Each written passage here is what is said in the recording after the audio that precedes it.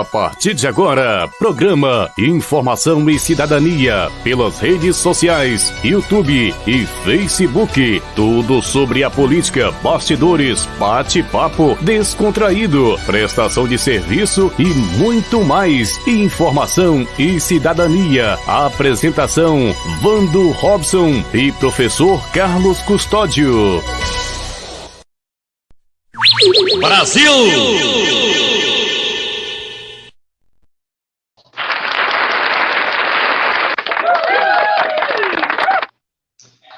Boa noite, pessoal. Eu sou Vando Robson. Estamos começando mais um programa Informação e Cidadania.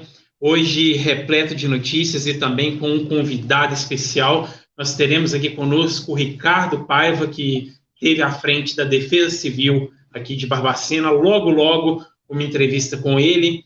Professor Carlos, meu grande amigo, excelente noite. Uma noite chuvosa, hoje de terça-feira, né? Excepcionalmente hoje, na terça-feira, iniciamos o primeiro programa Informação e Cidadania do ano. Professor Carlos, vou sair da tela um minutinho para compartilhar aqui, enquanto você dá o seu boa noite para todos os nossos telespectadores. Ok, Vando. Boa noite, Vando. Boa noite ao Ricardo, que daqui a pouco vai estar aqui com a gente, né, para a gente conversar bastante, né, sobre esse tempo chuvoso, né, e as suas consequências. Eu gostaria também de agradecer a todos os nossos telespectadores, os nossos ouvintes, depois que tem gente que às vezes põe o vídeo lá e vai só ouvindo, né? Eu gostaria de agradecer, como o Vando falou, é o primeiro programa de 2023. Esperamos que a gente possa, né, dar continuidade nesse trabalho que a gente vem fazendo aí há mais de um ano já, né, de conscientizar as pessoas, de buscar, né, informar de maneira mais precisa possível, para que realmente as pessoas possam adquirir conhecimento, sabedoria e tomar suas próprias decisões, né, principalmente no âmbito da política, que é o nosso principal foco. Então, eu gostaria de agradecer, né, por esse ano de 2022, todos que ficaram aí conosco, às vezes, na maioria das vezes na segunda-feira, em algumas vezes em outros dias da semana, por causa de compromissos, igual hoje, por exemplo, nós começamos numa terça-feira, mas sejam bem-vindos nesse novo ano, né, tudo aconteça de melhor possível para todos nós, para que possamos realmente dar continuidade no nosso trabalho, na nossa vida pessoal e atingir, né, os nossos objetivos. E um abraço para você também, mano. Valeu, professor Carlos. Né, começando mais um programa, em mais um ano, o primeiro programa de 2023. E o primeiro programa é sempre um programa especial. Então, eu quero ler uma mensagem aqui para os nossos telespectadores, para os nossos amigos, para todos que assistem o nosso programa, para a gente começar esse ano e o 2023 com o pé direito. Quem teve a ideia de cortar o tempo em fatias, a que se deu o nome de ano, foi um indivíduo genial. Industrializou a esperança, fazendo-a funcionar no limite da exaustão. 12 meses dão para qualquer ser humano se cansar e entregar os pontos. Aí entra o milagre da renovação. E tudo começa outra vez. Com outro número e outra vontade de acreditar que daqui para diante vai ser diferente. Para você, desejo o sonho realizado. O amor esperado, a esperança renovada. Para você, desejo todas as cores desta vida. Todas as alegrias que puder sorrir. Todas as músicas que puder se emocionar. Para você, neste novo ano, desejo que os amigos sejam mais cúmplices, que sua família esteja mais unida e saudável, que sua vida seja bem mais vivida.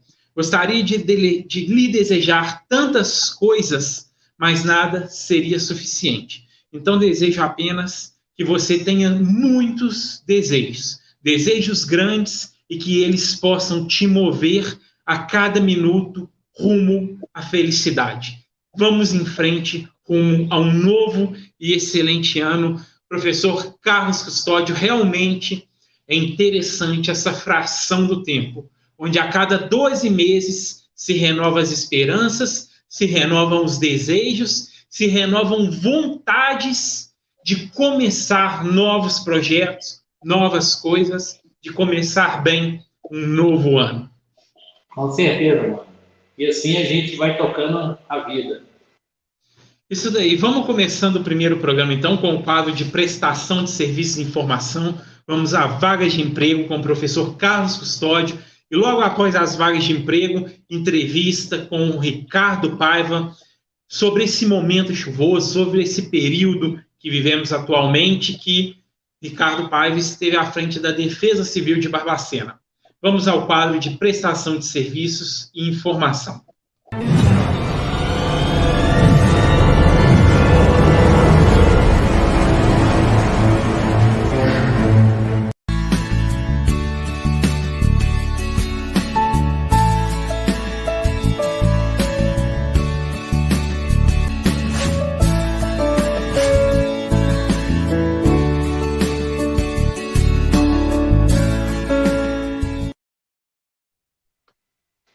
Vamos lá, então, no nosso primeiro programa e a nossa primeira divulgação de vagas de emprego. Você que está aí, começando o ano, procurando uma vaga de emprego, aproveitem essas oportunidades que eu irei falar aqui agora. Essas vagas estão disponíveis no CineY Barbacena, que fica no prédio em anexo à Prefeitura, na rua Silva Jardim, número 340, ou até mesmo pelo site. Você pode entrar vagasbarbacena.blogspot.com e se cadastrar para poder concorrer, se inscrever para poder concorrer a uma dessas vagas.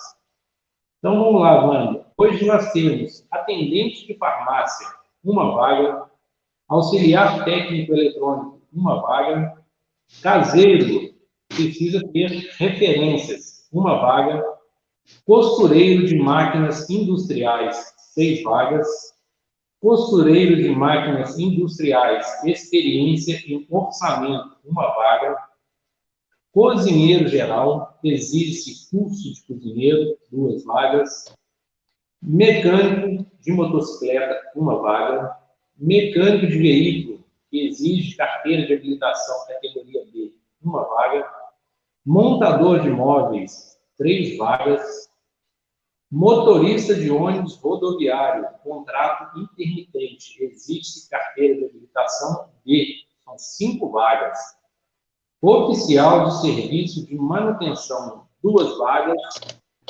subgerente de padaria, uma vaga, vendedor de comércio varejista, ter experiência em venda de pneus, uma vaga, e vendedor de serviço, uma vaga. No total, são 28 vagas que está disponível e foi atualizado na data, deixa eu ver aqui, de hoje, 10 de janeiro. E a gente vê, mano, a gente sempre fala aqui, né? Pessoal, vamos nos especializar. Tem algumas vagas que estão aqui há um bom tempo já. Com certeza, tem aquelas pessoas que às vezes sabem fazer o trabalho, mas não têm uma formação naquela área. Né? E a gente sempre fala aqui, vamos buscar especialização, porque o mercado está exigindo. Vamos lá. Começar o ano com o pé direito, começar o ano com aquele emprego que para quem está precisando, para quem está buscando, conseguir o emprego aí que vem buscando. Então vamos passar agora, vamos rodar a vinheta e logo após a vinheta a gente vai trazer o nosso entrevistado de hoje. Você está assistindo programa Informação e Cidadania com o cientista político Vando Robson e o professor Carlos Custódio.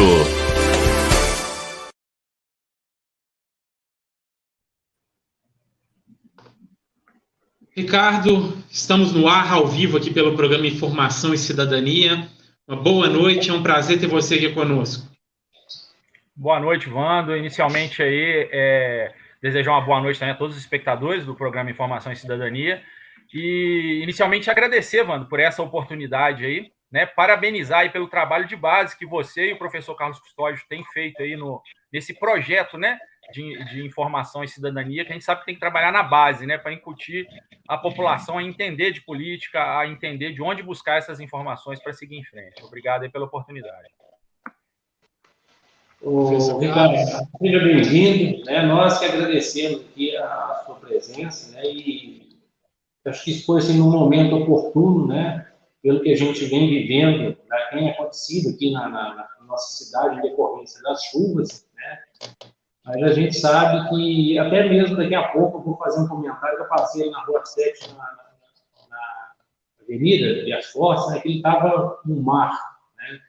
Então, assim, é um momento oportuno para que a gente possa conscientizar as pessoas que estão no local de risco, né, poder procurar ajuda. E essa ajuda vir e conseguir realmente, de fato, tirar essas pessoas desse risco. Ricardo, muito obrigado pelos elogios. A gente que agradece pelas presenças e gostaria que você começasse com uma apresentação sua. Então, meu nome é Ricardo de Paiva Guimarães, eu tenho 49 anos, eu servi ao Exército Brasileiro na arma de infantaria durante 30 anos, né? E deu para conhecer muito o nosso Brasil, né? Eu servi em Angola, na África, em missão da ONU, tive também em Tefé, no Amazonas, no meio mais inóspito ali da selva amazônica. Fui depois para Lorena, no interior de São Paulo, na companhia no batalhão de aeromóvel. Depois fui para o Pantanal Sul-Mato-Grossense, né? Também uma região totalmente atípica. E, por fim, terminei minha carreira na Companhia de Defesa Química, Biológica e Nuclear do Exército Brasileiro. Tá? Então, eu sou formado em gestão pública. No Exército, eu me especializei em defesa química, biológica, nuclear, em gerenciamento de riscos e também em psicologia das emergências. Tá? E fui agora recentemente, durante quase 2 anos aí no governo do prefeito Carlos Du, o chefe municipal da Defesa Civil, né? Então, eu saí de Barbacena com 17 anos, eu conheci o Brasil e um pouquinho do mundo, para voltar depois de aposentado para conhecer a minha cidade, né? Então, quando eu saía na Defesa Civil inicialmente, eu ia para bairros que me falavam o nome, eu não tinha noção, eu nunca tinha ido num dos distritos, né? Depois eu conheci todos. E aí a gente vê, Wando, que não está muito longe o que acontece aqui em Barbacena do que a gente viu lá na África, do que a gente viu lá no Pantanal ou viu na Amazônia. Tem muita coisa para a gente fazer aqui na nossa casa. Beleza, Ricardo, é bom que hoje você está no programa certo, né? Que você também tem formação em gestão pública, um vasto currículo, então nós vamos discutir muito. E para começar, Ricardo, queria que você falasse para a gente como você vê esse momento, que é um momento... vamos colocar assim, um estado atípico que merece muita atenção, porque esse momento de chuva a gente está vendo muitos deslizamentos. E antes de eu colocar a minha opinião, a minha visão, o professor Carlos também, eu queria ouvir a sua visão e como que você enxerga esse momento que realmente necessita de uma atenção redobrada. Sim, aí, Wanda, eu vou até, se você me permite aqui, data vênia, fazer uma leve discordância do que você falou.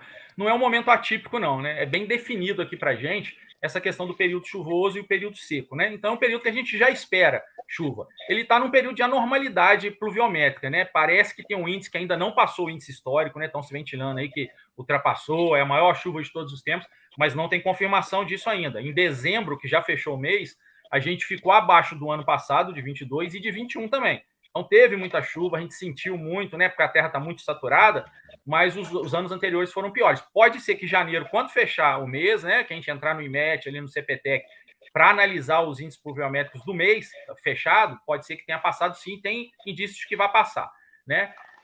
Se você me permite também, Wanda, eu queria fazer primeiro assim, uma ambientação sobre defesa civil, né? A defesa civil, ela começou originalmente lá em 1940 com a Civil Defense, na época da guerra.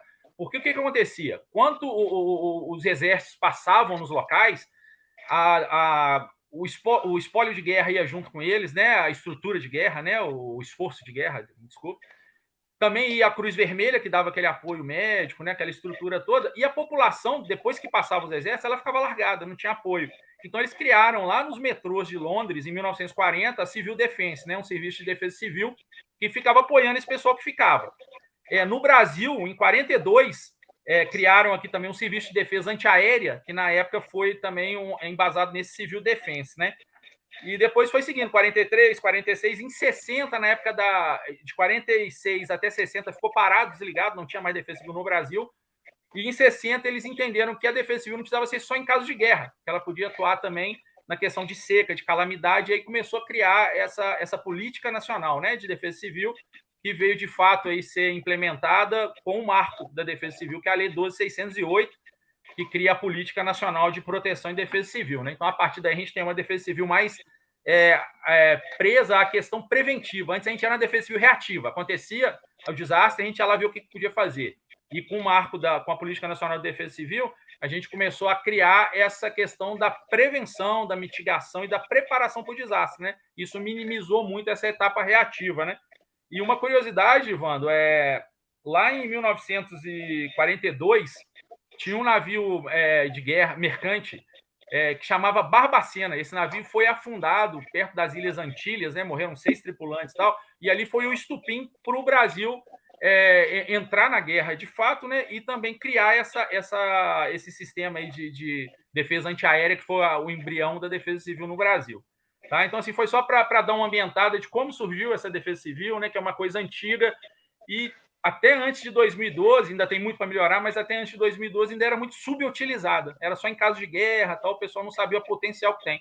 E a defesa civil é um sistema tripartite, né, como a saúde, como a educação. Ela é federal, estadual e municipal. E aonde acontece o desastre é no município. Se a gente não estiver preparado no município, eu vou contar umas historinhas no decorrer que a gente não estava preparado e ainda não está, né, a gente vê a necessidade de fortalecer esse órgão tão importante. Perfeito, Ricardo. O professor Carlos, você quer fazer alguma pergunta?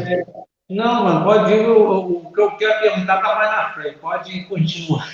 Não, então vamos lá, Ricardo. Eu quero passar a minha visão também. Eu concordo plenamente com o que você disse, que todo mundo sabe que vai chover. Né? A chuva, evidentemente, a gente precisa dela, a gente precisa que tenha, e todo mundo sabe que vai chover. Então, concordo plenamente que precisa de um preparo, e eu quero passar minha visão sobre isso. Eu até citei um momento atípico, porque atípico é tudo aquilo que não é o normal de todos os dias. Né? E no programa Informação e Cidadania, nós passamos programas anteriores, onde nós falamos que no ano passado não houve essa chuva com tanta frequência que chegasse a ter deslizamentos, mas teve deslizamentos em alguns lugares. Vou citar, por exemplo, ali a Demétrio Ribeiro, que eu passo todos os dias ali já chegou a deslizar. Então, o que acontece? Você já sabe que ali, se chover, vai deslizar. Isso é para fazer uma referência a todos os outros pontos. Você tem que acompanhar ali durante todo o ano. Então, vamos, Barbacena, do início de 2020 até o período de dezembro agora, não tinha chovido com tanta recorrência. Eu nem digo chuvas fortes, porque a gente não está vendo aquela pancada, aquela chuva muito forte, mas a gente está vendo ela frequente. Então, são essas ações que eu acho que precisam ser prevenidas. E a gente sabe, o bairro João Paulo, por exemplo, eu até fiz um comentário hoje no site de notícias aqui de Barbacena também. Na campanha, né, todo mundo sabe que eu participei da campanha, que eu fui candidato a prefeito também. A gente chegava no João Paulo, o primeiro lugar que os moradores levavam a gente era lá onde eles chamam ali do buracão, ali onde... Então, creio que todos os candidatos foram levados ali. Eu fui, eu vi ali com a nossa equipe na época, com as pessoas que a gente teria ao nosso lado, a gente já estava bolando um plano para arrumar aquilo ali, caso eleitos, porque você não pode esperar ser eleito, ficar esperando. Você já tem que ir pensando nos problemas que a situação traz. E se passaram 2 anos e nada foi feito ali. E nós chegamos no pior momento desses 2 anos, em termos climáticos e em termos que agora realmente aquilo ali está colocando a vida dos cidadãos em risco. Então, isso aí agora, dentro disso, acho que você faz um apanhado geral para a gente da cidade aí, Ricardo, do seu trabalho na Defesa Civil e como você vê a situação hoje no município. Aí, Ivan, você abordou muito bem. Você fez essa abordagem mais ampla aí do gel, né, do macro, para a gente poder chegar na ponta da linha. A Defesa Civil ela trabalha basicamente com um ciclo de gestão, de proteção e defesa civil.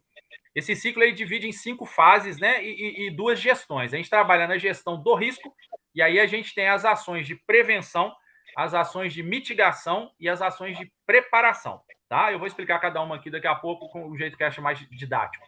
E depois eu tenho o ciclo ali, a gestão do desastre. Já aconteceu o desastre, né? Aí eu vou atuar na resposta para salvar vidas, patrimônio e tudo, meio ambiente, e depois a recuperação daquele local ali que foi atingido pela normalidade, né? Eu cito, em algumas palestras que eu já fiz, eu cito bem assim, eu sou oriundo da arma de infantaria. E no Exército, cada arma, ela tem um lema, né? Comunicações é a arma do comando da tropa, a cavalaria é bem rápida e rápido e rasteiro, né? E a infantaria é bem burro e bem forte. Ah, então, como eu sou de infantaria, eu tive que fazer um desenho para entender esse ciclo, tá? E aí, eu peguei um desenhozinho de uma casa na beirada de um rio, bem próximo ao rio, e ali a gente vê que o primeiro momento ali do ciclo de ações de proteção e defesa civil falhou, que foi a prevenção.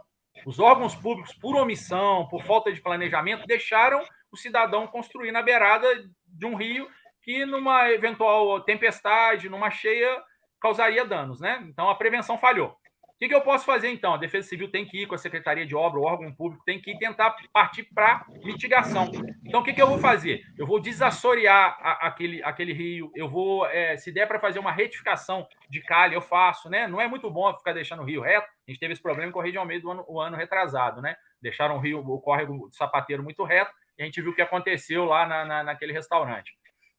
Então, faça essa limpeza, faça uma contenção com matacão, né? Pedras grandes ou com gabião, solo cimento, né, hip-rap, não tem problema. Eu faço uma mitigação para minimizar os efeitos de quando encher, né? Não tem jeito de eu tirar a família dali. Depois eu faço uma preparação com aquela família. Eu falo, olha só, quanto a água chegar nessa marquinha aqui, né? Eu boto uma régua fluviométrica ali ou um pedaço de pau e mostro com uma marquinha, né? Quando chegar aqui, a senhora tem que sair para a casa do seu Zé lá atrás, porque vai inundar, tira a galinha, o cachorro, as crianças, vai tudo para a casa do seu Zé. Beleza? Então, fechar a fase do risco, a gestão de risco. Manda mensagem no grupo de WhatsApp para ela, se ela tiver WhatsApp. Sinal de fumaça, você tem que contactar com quem está em perigo. Não deu nada certo, chegou uma chuva histórica e a gente tem esses ciclos de chuva, né? 2 para 3, 2002 para 2003, 92 para 93. Se você for pegar na história de Barbacena, são as chuvas cíclicas, né? Elas são históricas, elas vêm mais forte mesmo e causam estragos, né? E a gente falou isso muito lá, mas não tivemos a devida preparação. Mas a gente fala nisso mais na frente. Aconteceu o desastre, né? Não teve jeito. Eu vou lá ver se está precisando socorrer, tirar alguém, alguma coisa que ainda ficou na casa da Dona Maria, faço a resposta e depois vai recuperar. A casa dela foi destruída. Quando eu vou recuperar melhor do que era. Não adianta eu construir a casa dela na beirada do rio de novo, né? Então eu vou construir da forma correta, com a distância correta, traço aquela mancha de inundação e a partir dali eu boto ela em segurança. Então esse ciclo eu tive que desenhar para entender. Sabe isso quando a gente levou para a escola, para o grupo de escoteiros, quando a gente deu palestra de defesa civil para os escoteiros, a gente viu que isso funciona muito bem, sabe? Essa coisa mais lúdica faz o pessoal entender. E uma das coisas que está faltando hoje, que falta não só em Barbacena, mas falta geral, e por isso a gente lançou um projeto que chama Escola Protegida nas escolas municipais. A gente fez só o protótipo, mas deve replicar agora na nova gestão para as outras escolas. A gente busca criar a mentalidade da percepção do risco nas crianças, né? No grupo de escoteiro, na criança de 4ª, 5ª série, a gente leva e mostra ele na escola, o que ele está vendo, o que é rachadura, o que é trinco, olha aquele morro lá, está jogando água ali, água servida, o que isso causa. Então, a gente cria uma palestra para eles na prática e depois bota uma plaquinha que a escola está protegida, ele sabe para onde tem que correr, igual nos Estados Unidos, né? Quando tem um incêndio, que a criança sai com a mão no ombro da outra ali, para se proteger, eles vão saber onde é que é o ponto de encontro seguro, tudo certinho. Então, isso aí deve ser replicado. E outra ação também que a gente já deixou o projeto embrionário, que é o Núcleo Comunitário de Proteção e Defesa Civil, os NUDECs, né? Esses núcleos têm que ser criados nesses locais de alto risco para que a população saiba o que fazer. Aconteceu alguma coisa no Santa Maria, a gente criou um grupo de WhatsApp com o pessoal ali, quanto a gente tem a estação hidrológica na Robaía. Quando ela passa de 2,75 do nível, eu recebi uma mensagem no WhatsApp, no celular, eu acionava lá embaixo o pessoal do André, a Dona Maria, a Dona Célia, lá embaixo no Santa Maria, por WhatsApp, falava, sai de casa e vai para a escola do 9 de março, que é a escola mais próxima, lá é o abrigamento. A diretora já estava avisada, já esperava o pessoal, a gente teve que fazer estacionamento 2 vezes. E deu certo, a água foi, levou o que tinha que levar de material, mas a gente não perdeu vidas, né? Então, assim, o que falta hoje para a gente é essa questão do planejamento e de incutir essa mentalidade da percepção do risco na população. Tá? Até para acrescentar, né? Hoje a gente tem 5.570 municípios no Brasil. E em 2012, o Ministério do Desenvolvimento Regional, era o Ministério das Cidades na época, eles mapearam as 821 cidades prioritárias em gestão de risco para desastre. Tá? 821 dos 5.570, né? Barbacena, nessas 821, ocupa 311, tá? A população dela ali nisso aí. Então, assim, a gente está... É bem perigoso Barbacena. A gente viu Petrópolis o ano passado, a gente viu Juiz de Fora o ano passado. Barbacena não está longe de Petrópolis e Juiz de Fora. Isso se resume à falta de estrutura, né, Ricardo? Sim, e assim, a parte geotécnica que a gente está, né? A instalação em maciço, em serra, é problemática. E a questão de atendimento. Petrópolis, eles têm talvez a melhor defesa civil do Brasil. E não evitou aquela tragédia. Por mais que tivesse piezômetro, detectores, sirenes, eles têm sirenes em todos os bairros, no Dex em todos os bairros. Evitou mais perdas, mas não evitou a tragédia total. E Barbacena a gente ainda tem um pouquinho de estrutura, mas a gente não está fazendo a nossa parte nessa gestão dos riscos aí. Falta muito ainda para a gente. Essa questão, quando ele falou de ensinar as crianças, eu pensei em uma coisa para perguntar. Essa questão dessa instrução, desse treinamento que seria dado para as crianças, e lógico que se as crianças hoje estiverem treinadas, futuramente elas salvarão, né, os pais, os avós, porque elas, né, seria mais fácil ensinar para as crianças do que para os adultos, né? Seria muito mais fácil. Isso a prefeitura chegou a implementar nas escolas municipais ou não?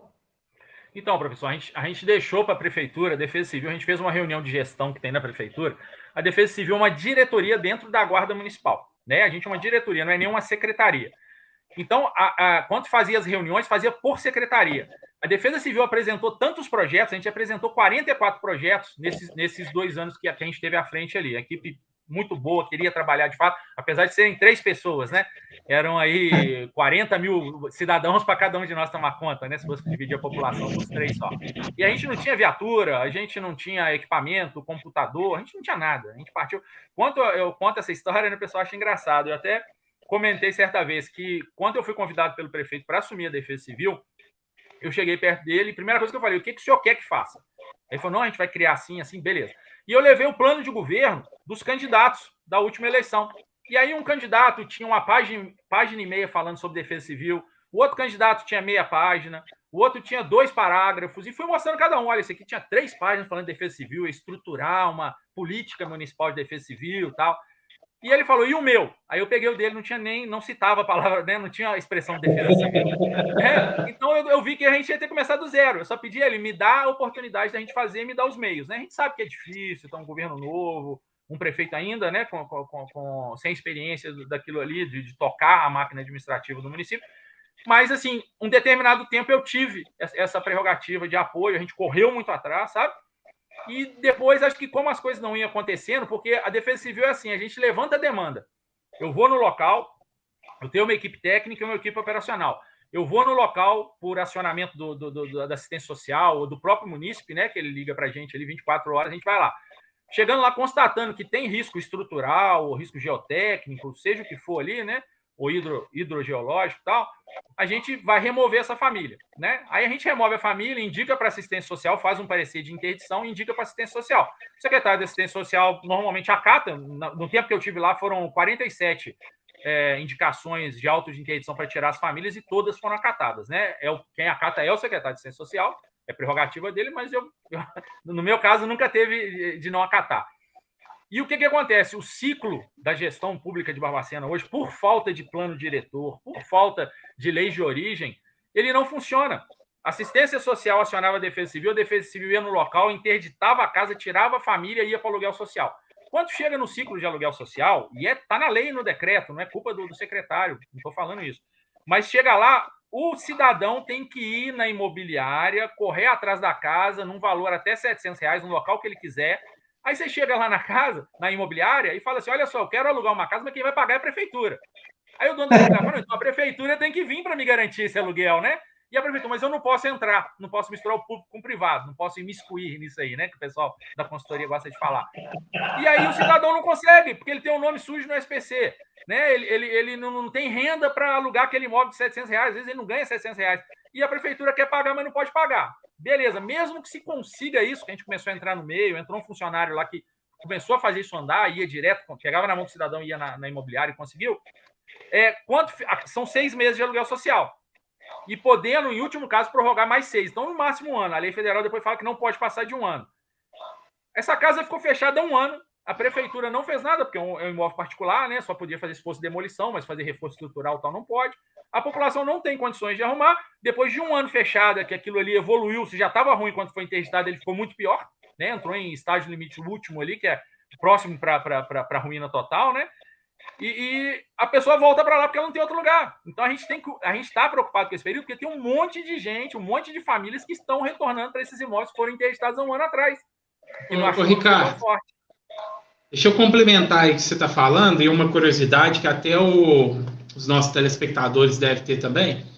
Se a gente sabe que aquele imóvel ali foi interditado, e na maioria das vezes são imóveis de pessoas de uma classe de renda mais baixa, evidentemente, porque se fosse de uma renda alta, ele já trocaria de lugar ou construiria uma estrutura melhor. Então a gente sabe que não vai adiantar ir para o aluguel social, porque, como você falou, vai deteriorar mais ainda.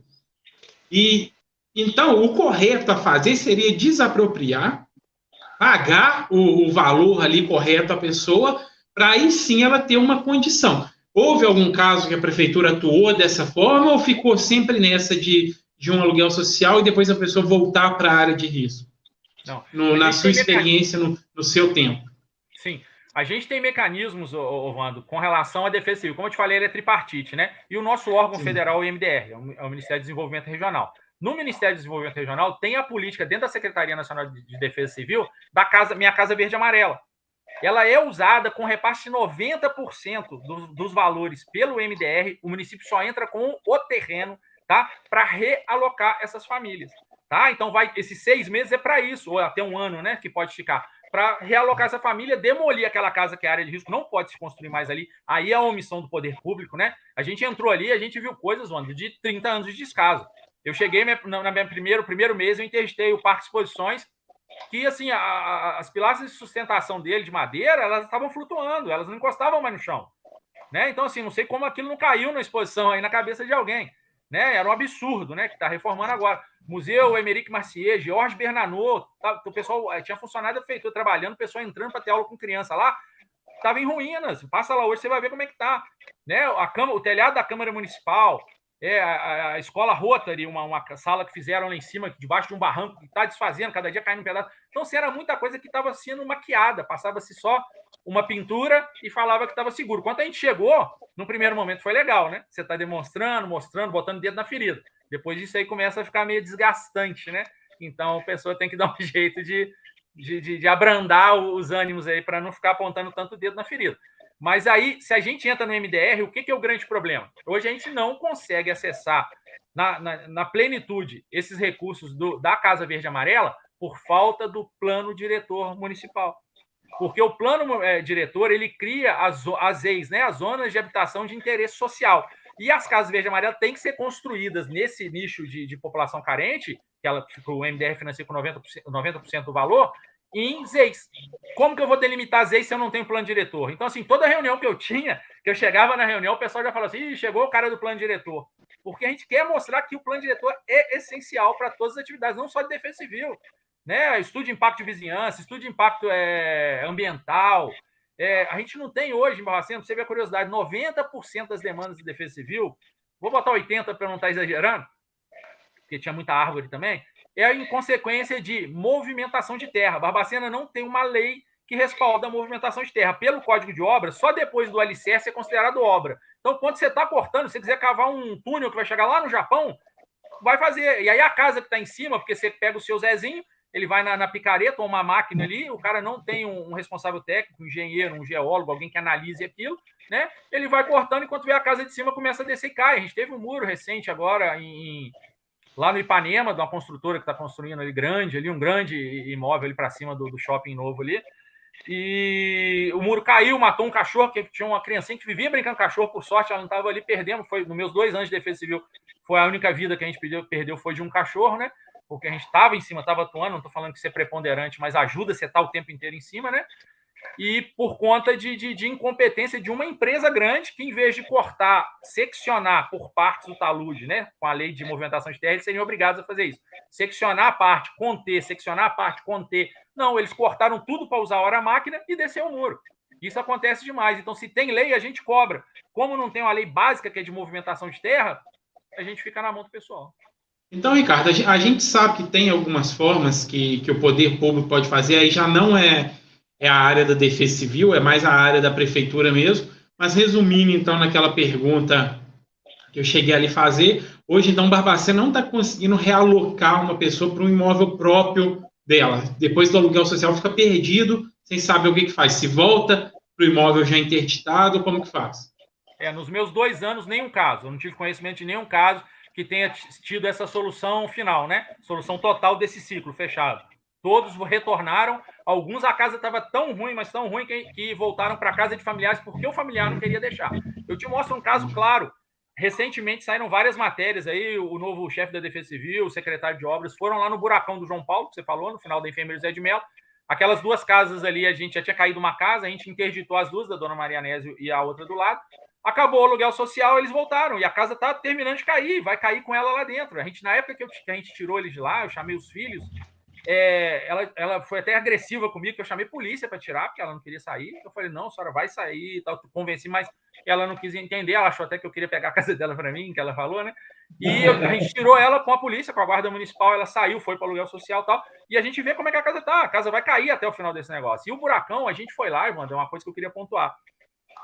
Ficou em cargo da Defesa Civil assumir isso aí. A gente teve 2 trocas de secretário de obras, tal, então quando um ia ambientando, a gente estava lá mais tempo.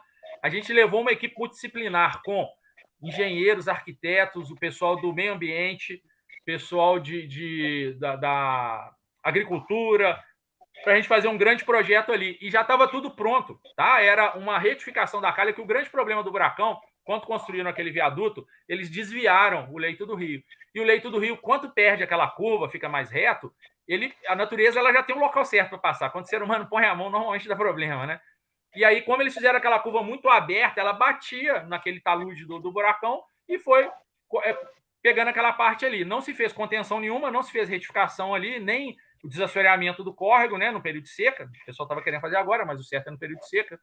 Agora não tem como. E não se atuou no que tinha que fazer, que era básico, que era drenagem. Hoje, se você for ver as imagens do buracão, você vai ver uma manilha que sai ali de pluvial, que o pessoal, infelizmente, joga esgoto também, água servida, né? Se tirar aquela manilha, reconectar ela na rede ou jogar ela lá embaixo no rio, você já resolve muito o problema de erosão, sabe? Já dá para conter para, na época da seca, fazer um retaludamento, plantar um capim que chama vetiver, que é um capim da Indonésia, parece, que ele cresce até 6 metros, é tipo um prego no solo, até 6 metros no solo, e faz uma contenção ali efetiva, com retaludamento, drenagem e contenção com o matacão lá na base do rio. É trabalhoso? Mas não é impossível de fazer, dá para fazer, só que não se fez nada, nem a drenagem, nem a contenção, nem mexendo no curso d'água. Hoje a gente sabe que não tem nada difícil com o dinheiro que a prefeitura aqui de Barbacena tem, daria para resolver praticamente todos os problemas da cidade, ainda mais se buscasse no governo federal e estadual. Professor Carlos. Essa questão do aluguel social, né? Aluguel social. Será se foi o caso dessa família que a casa desabou, acho que no domingo à noite, né? Ali, professor Carlos, a gente não chegou a fazer bisturi ali. Né? Como eu falei, não dá para a gente pegar a cidade toda. A gente foi priorizando, porque a gente teve uma visita aqui do CPRM, que é o Serviço Geológico do Brasil, em 2012. Tá? Então, eles fizeram um grande levantamento, que é o que a gente usa até hoje. A gente tem atualizado eles, né? Monitorado e atualizado as áreas de risco. E eles levantaram aqui em Barbacena, só para você ter uma ideia, são 23 setores de alto risco de deslizamento aqui em Barbacena, tá? Nesses setores aí tem 850 edificações nessas áreas de muito alto risco, né? Não estou falando de alto risco, é de muito alto risco. É o último nível, né? É risco baixo, risco médio, alto risco e muito alto risco, é o vermelhinho ali no mapa, né? E mais ou menos 4.200 habitantes de Barbacena hoje que estão nessa área de muito alto risco estão correndo muito alto risco nesse período de chuva, né? Que são locais que Diniz, João Paulo II, 9 de Março, Santa Maria, Nova Suíça, Nova Cidade, vários bairros, né, que tem, né, nesses 23 setores, né? Eles são subdivididos em 159 subsetores. Quando eu cheguei na Defesa Civil, tinha um mapa, um grande livro que foi o produto final desse levantamento do MDR, né, na época da CPRM, E esse mapa estava jogado debaixo de um armário, já molhado, sabe? Eu fui ver o valor dele, foi quase R$1 milhão naquela época, 2012. Se criou um plano municipal de redução de risco para fazer as atuações de contenção, de drenagem nessas áreas. E a gente viu lá que basicamente nada foi feito, né? De 2012 para cá, e a gente até faz um meia-culpa aí do governo atual, né? Mas a gente tomou consciência disso, né? A gente teve acesso a essas informações. Então passa a ser uma omissão do governo atual não ter atuado nas prevenções que tinha que fazer. Seja nessa de com as crianças, né, ensinando ali a percepção de risco, seja em obras, pequenas obras de contenções de baixo custo, com pneu, com hip-rap, com madeira, tem várias situações que dá para fazer. Basicamente, a gente só atuou reativamente. Acontecia a coisa, a gente ia lá para apagar o incêndio. E essa casa específica, professor Custódio, ela é até próximo da minha residência aqui. A gente não, na minha gestão lá, esses 2 anos, a gente não foi acionado para ir nessa casa, mas a gente já viu que tinha, sim, um histórico, que o bombeiro foi lá num incêndio, quando ainda era 2 pavimentos. É uma casa de baixo padrão construtivo, ela não aguentava nenhum pavimento, já tinha 3, né? E o que mais me toca, pelo menos, que eu tinha certos embates lá mais ríspidos na prefeitura, é a questão da fiscalização de obras. Tá? Isso aí é da Defesa Civil e é da Secretaria de Obras, que tem fiscais de obras para isso. Esse pessoal tem que ter, no período de seca, uma equipe passando nos bairros, por denúncia, abrir um app, rodando, para verificar isso aí, gente. A gente está sendo omisso. Correia de Almeida, quando a gente foi para lá, só para elucidar aqui, em janeiro do ano retrasado, a casa que caiu lá, ela não tinha telhado, ela não tinha nada, só tinha as paredes. E a gente procurou saber com a população e falou, olha só, essa casa cai todo ano. Todo ano que tem chuva forte, essa casa cai. Aí a pessoa que mora aí vende ela por R$500, vem um outro morador, ocupa ela, no outro ano cai, ele vende por... até a hora que vai morrer alguém com isso, né? Então, assim, vai passando. O que a gente fez lá? A gente derrubou a casa, tinha um projeto de uma garagem lá, de um estacionamento de caminhão, a gente autorizou, a obra autorizou, né, a pedido da Defesa Civil, eles fizeram todo o levantamento, autorizou direitinho, e na área ali a gente abriu e começou a fazer uma horta comunitária. Aí a população começa a cuidar da horta, não deixa construir a casa de novo. Tá? Então é essa atuação do Estado que está faltando, essa atuação do ente municipal, que é o pior, a gente não está fazendo nada. Tem meio, sim, tem recurso, pode ser para as grandes obras, igual resolver o problema do Pontilhão, né? A gente sabe que é uma questão de captação de drenagem, que foi até apresentado um projeto também para isso, né? E tem que captar fora, BNDES, MDR, que seja. Mas está faltando, no meu ponto de vista, essa gestão. Fazer acontecer, como captar recurso, como ter equipe técnica, como ter parceiros, vamos fazer, envolver a população. No meu ponto de vista, no meu humilde ponto de vista, é isso que está acontecendo. Beleza, Ricardo, eu vou rodar uma vinheta aqui e já continuamos aqui com essa entrevista que está muito legal, muito bacana, e aí eu já vou entrar mais na parte política já no próximo bloco. Vamos lá. Você está assistindo programa Informação e Cidadania com o cientista político Vando Robson e o professor Carlos Custódio.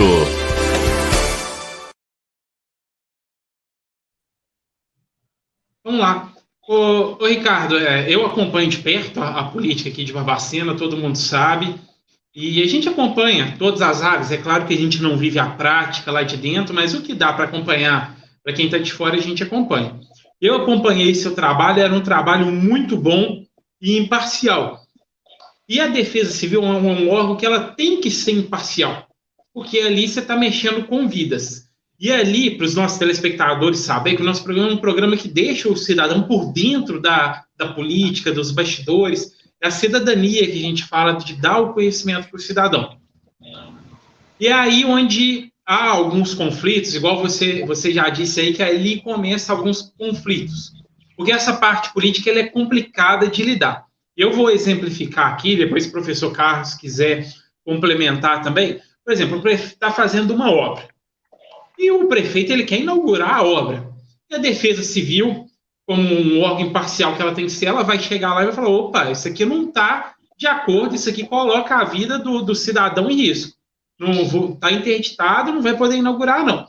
E ali vai começar uma rusga com o prefeito. Porque muitas vezes, ainda mais se for de forma responsável, ele não quer saber se está bom ou se não está. Ele quer inaugurar. E ainda vai um outro secretário, o secretário de obra, ou alguém ali que não entende muito, fala, não, tá bom, pode inaugurar lá, o cara que está pegando no pé. E aí vamos passar ali para a Rua Bahia, que é o que foi noticiado, para a gente dar exemplos práticos também. A gente viu que ficou ali muito tempo caído ali, interditado, E passa em uma semana, 2 semanas, o Carlos vai complementar também, a obra ali foi feita. E ali já abriram ali, até onde a gente foi saber, então a Defesa Civil não tinha liberado aquilo ali. E aí é onde entra muitas vezes o embate ali da Defesa Civil com a Prefeitura Municipal. E, infelizmente, ela é um órgão independente, mas também é indicação do prefeito. E esse, na minha opinião, é o lado mais difícil da Defesa Civil, que é um órgão que salva vidas, é um órgão de suma importância. Professor Carlos, você complementa, o Ricardo responde para a gente e a visão dele dessa pergunta. Não, é que o período da Robaía ficou a primeira vez parado, foi de 1 ano. Aí teve a primeira obra, agora com as chuvas caiu, né? Não da mesma maneira, mas caiu parcialmente e teve mais uma obra. Então, quer dizer, ficou 1 ano parado e em 1 ano teve 2 obras. Isso, aí vamos lá, né? Vamos pegar os dois lados aí. Vocês foram no cerne do problema. Robaía é um ponto interessante. Robaía foi eu que entrevistei na época que entrei, né? Que deu esse problema. Ele deu do lado do posto de gasolina. Tá? A gente viu ali as manilhas deslocaram e estava aparecendo o coroamento da estaca da ponte. E a gente foi de prevenção e interditou. Aí chamei vários engenheiros, gente até de fora da prefeitura, para a gente analisar. O pessoal falou, tem que interditar. Quando a gente estava embaixo da ponte, a gente viu que o outro lado tinha feito um túnel. A água estava passando e estava indo quase do outro lado já da Noé de Lima. Aí a gente assustou, a gente pegou a trena laser, mediu ali, no começo estava com 1,70 m de profundidade embaixo do asfalto. A gente interditou uma margenzinha ali do asfalto para quem sobe ali para o Bahamas, né? E a gente foi acompanhando, a monitoração ali, interditamos, Cetran fechou e tal. A gente foi acompanhando de 15 em 15 dias, foi aumentando aquilo, porque não teve intervenção nenhuma, né? E depois chegou a ficar com 7 metros ali por baixo, né? Onde a gente conseguiu ver, não sabia se ramificava. E a gente foi só interditando cada vez mais, né? O que acontece ali? Tiveram várias informações ou desinformações, né? Coisas desencontradas ali.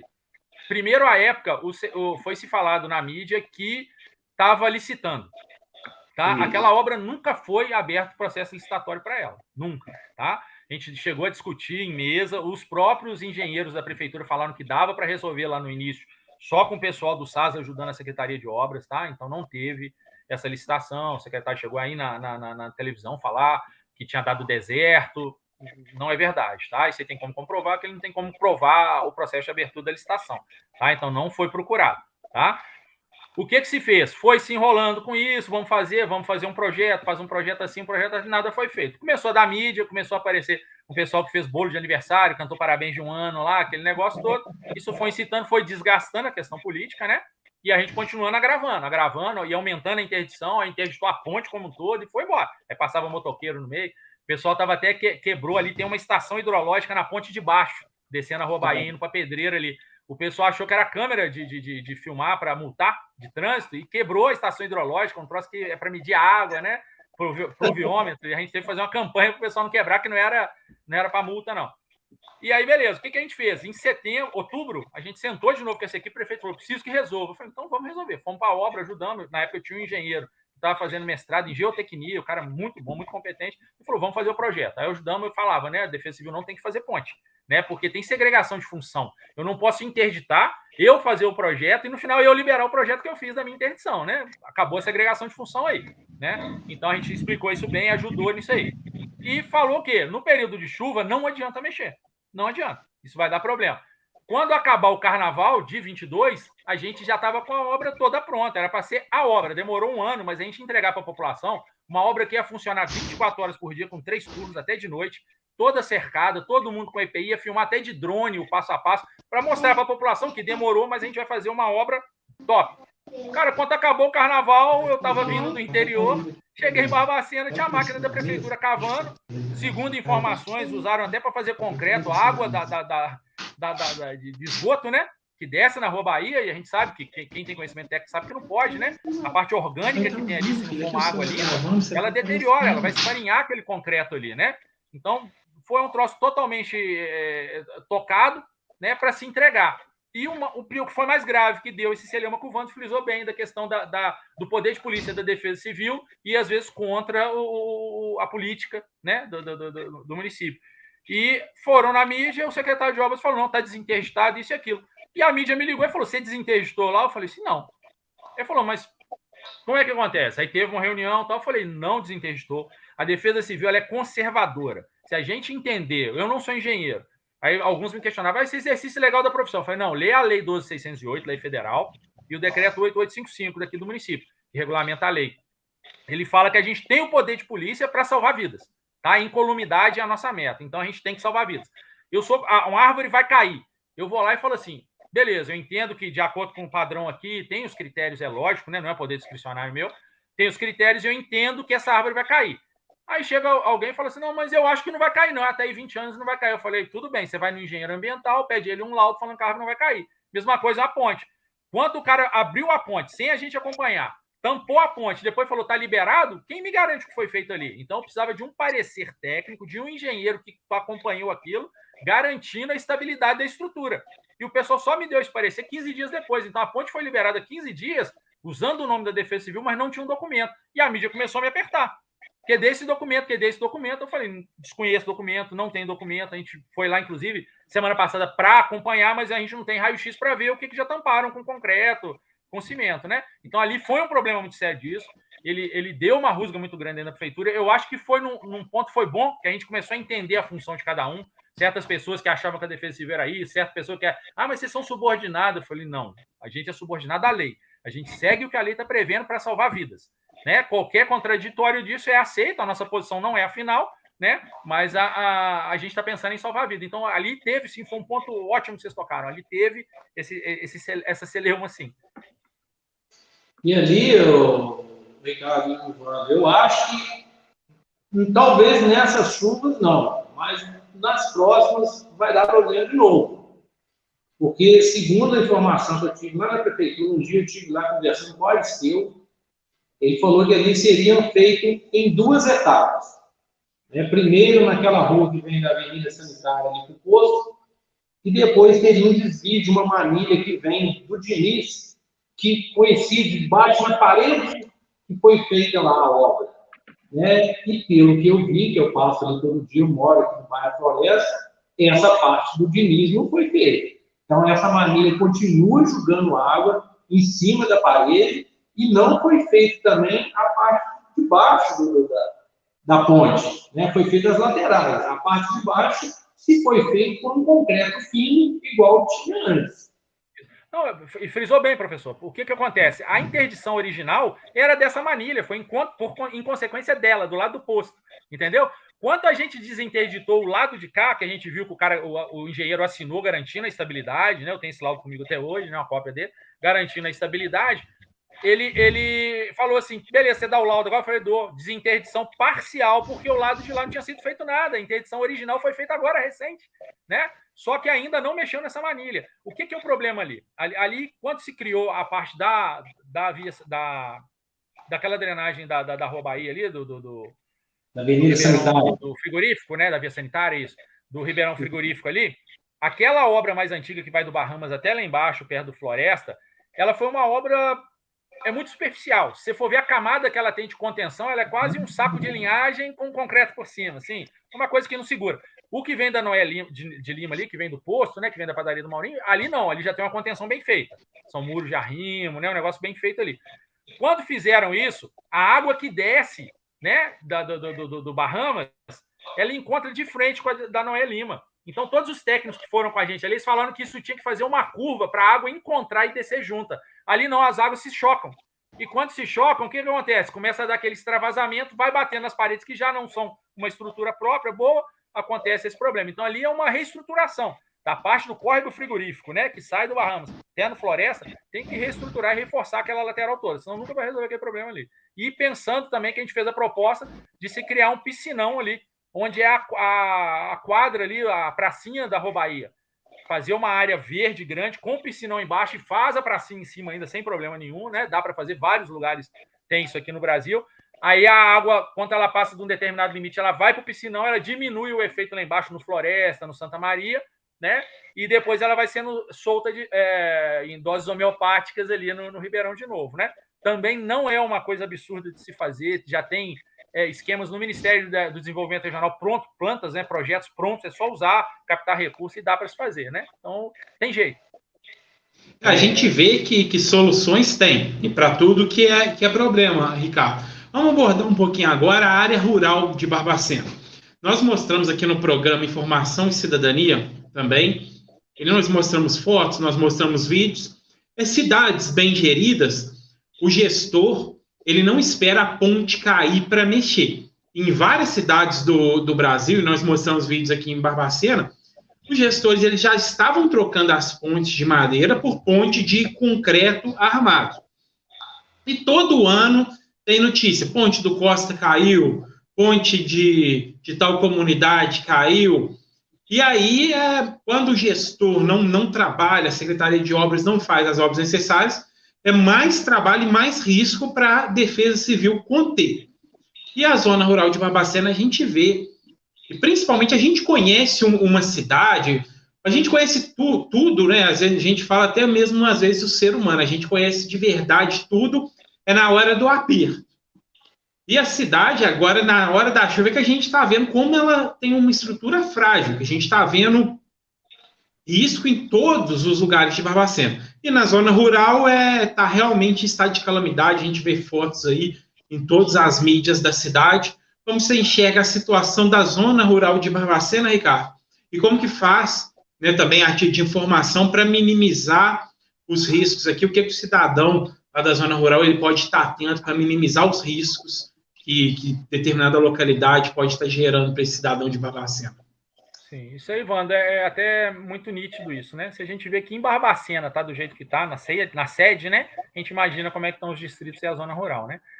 A gente tinha um diretor de infraestrutura, um arquiteto urbanista, e assim, um rapaz novo, mas muito competente, sabe? De um conhecimento muito grande de urbanismo.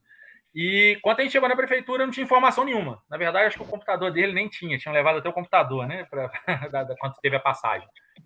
E esse arquiteto aí, diretor de infraestrutura, que foi exonerado agora em pleno período de chuva também, igual foi o meu caso e a equipe toda da Defesa Civil lá, ele fez um mapeamento, uma coisa assim extraordinária que eu nunca tinha visto, sabe? Com georreferenciamento de toda a cidade, com zona rural. Ele tinha todas as manchas de inundação, todas as áreas de risco, população ali. Mapeou escola, mata-burro, sabia quantos mata-burros tinham, quantas pontes de madeira, quantos quilômetros de estrada de terra, de estrada de asfalto e tal. Então a gente tinha um levantamento excepcional, tá? Uma coisa que eu nunca tinha visto. Esse realmente é um cara fora da curva, sabe? Sabia e conhece muito, sabe, né? Que não morreu, sabe, conhece muito. E o cara fez um levantamento e deu esse diagnóstico. Então falou: vamos priorizar aqui, aqui, aqui, que é onde a gente tem que atuar. Na zona rural, e eu não estou fazendo juízo de valor, né? Mas como cidadão eu também posso ter essa cobrança, né? Tem um cargo na Secretaria de Obras que é o chefe distrital.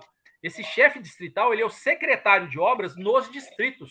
Ele é responsável para trazer as demandas do secretário de obras. Falar: distrital tem que fazer parceria assim, distrital tem que arrumar, tem que cascalhar, a ponte tal precisa de reforço, aqui precisa fazer outra ponte, né? Ele tem que trazer essas demandas, né?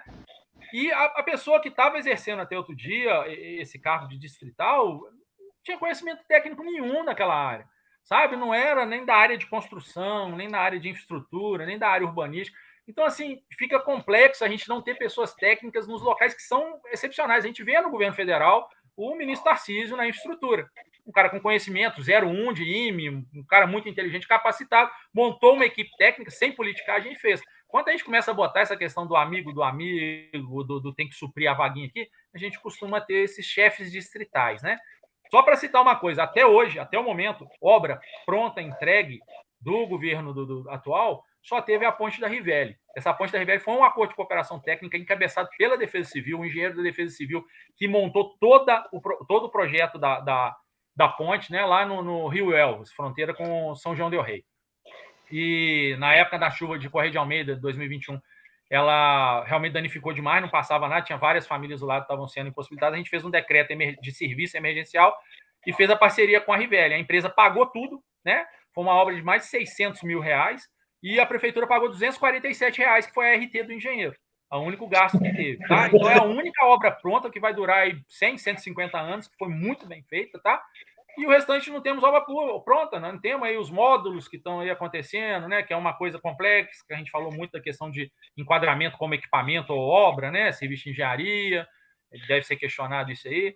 o Parque Exposição começa e para, tal. Então, assim, obra desse governo foi essa. E a outra que teve uma ponte que você falou, que a gente levantou, também tentando trazer uma coisa disruptiva, uma inovação, foi na Ponte dos Costas, que nessa chuva também a gente interditou, ela estava caindo. Eu não sei como aquela ponte não caiu até hoje, que ela já dernou totalmente, ela está totalmente flechada, né? A gente proibiu, uma pessoa continuou passando lá, botou terra, o pessoal tirava da comunidade ali.